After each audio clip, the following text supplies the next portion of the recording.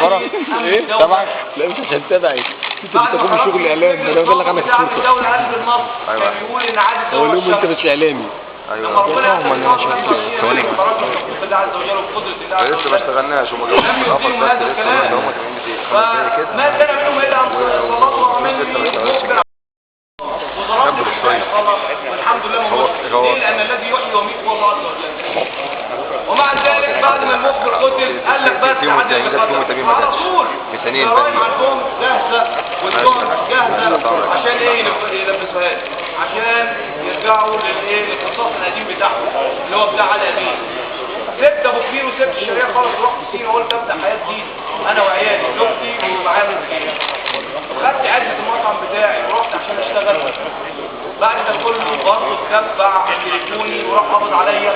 في الوقت ده كان مين؟ كان قضيه 25 جندي، اقرب قضيه في الوقت ده قال لك حط 25 جندي.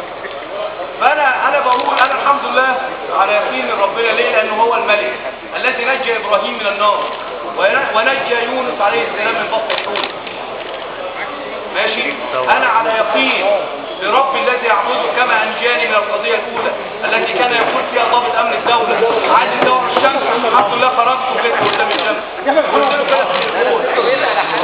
بس يا عادل الحمد لله على يقين باذن الله عز وجل لو كما انجاني الله عز وجل كلمه فهم باذن الله سينجيه برضه من هذه القضيه.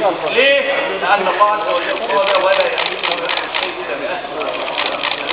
لا يحق الا بأمر، وان شاء الله المكر سيحيق بامن الدوله وسيحيق بهؤلاء الطواغيت وحسبنا الله ونعم الوكيل وسينجينا الله عز وجل بفضله وكرمه ومنه ان شاء الله.